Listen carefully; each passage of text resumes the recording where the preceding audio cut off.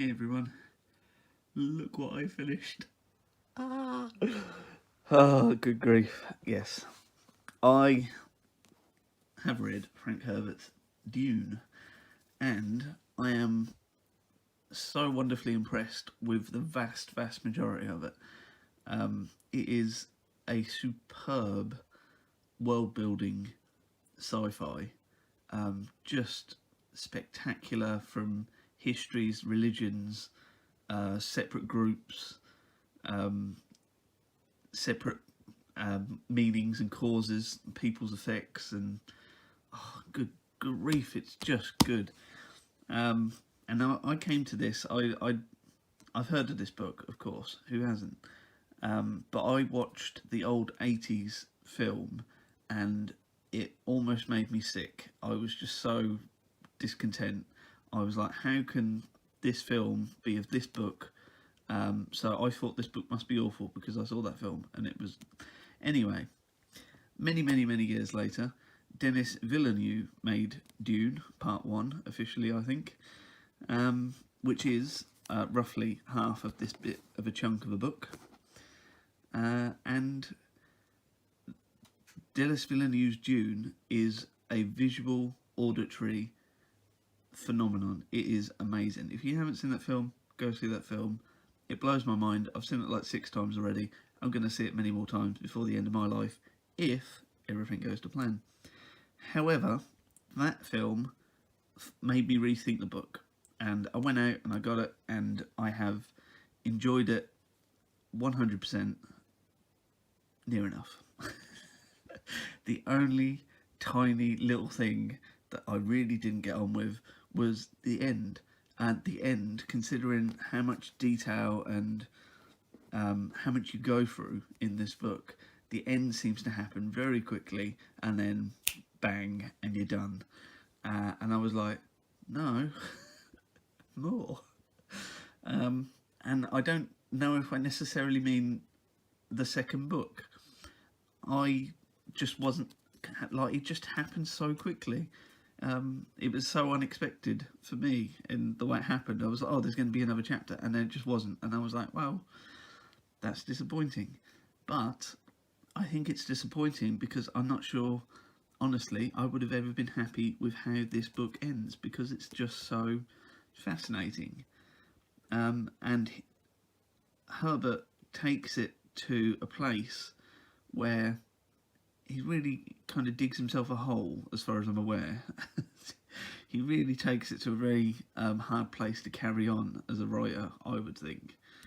Um, but anyway, if you don't know anything about this book, it is a sci-fi book, and it is one of the sci-fi books.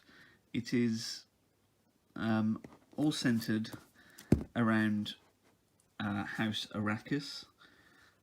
House Arrakis. Good grief, I got that wrong, haven't I? It's all centered around Arrakis, which is the planet. House Atreides, not Arrakis. House Atreides is the centre of the story, and it's the centre of the story because of Paul. Paul is the son of the Duke, Duke Leto Atreides, who is given command of the planet Arrakis, which is where spice comes from. Spice is this substance that only comes from this desert planet, and it's the substance that allows space travel, essentially, in this universe. And for years and years, the spice on Arrakis has been controlled by House Harkonnen, and House Harkonnen have lost the fief, the rights to Arrakis and to produce spice, and it has gone to House Atreides. And the story, I mean, you've got the big houses, you've got the minor houses, you've got the Chome, which is for the Emperor to decide who does what, which is essentially what's going on here on Arrakis with spice production. You've got the Spacing Guild, you've got the Bene Gesserits, and honestly, the film, the Villeneuve film, helped with a lot of the pronunciation of things in this book. one of the notable things to me in these pages was Dune being a desert planet, a desert world, and the desert people, the Fremen. They take a lot of inspiration from the Middle East, which is, in its own way, like another world. Many different viewpoints, different ways of life, different ways of doing things. And this book kind of combines the Middle East and the West to make its story seem more alien to Western readers. And it is just an absolute peach. It's done so beautifully. There's a couple of moments where I was like, well, that's kind of interesting. It's an interesting way to go. Or some few little things weren't quite expanded on when I was like, they were fascinating, and I'd love to see more of it. And then we didn't get it, which is a shame. But overall, this is a phenomenal book. It's compulsive.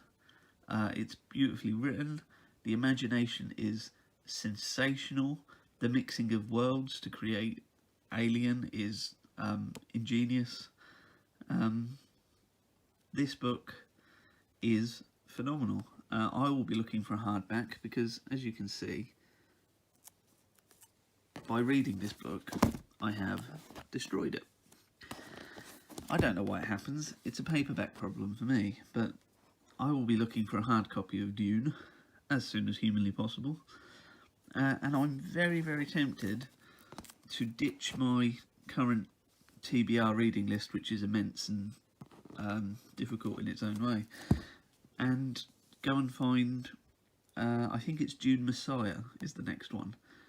And I'm very, very tempted to go find that and then just dig straight into it. I am a little worried that the quality won't be the same.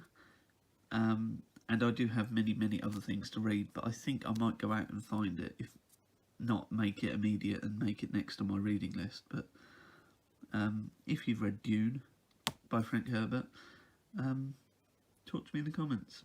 See if you like it as much as I do. If you don't, why not? If you do, are we agreeing on the same points?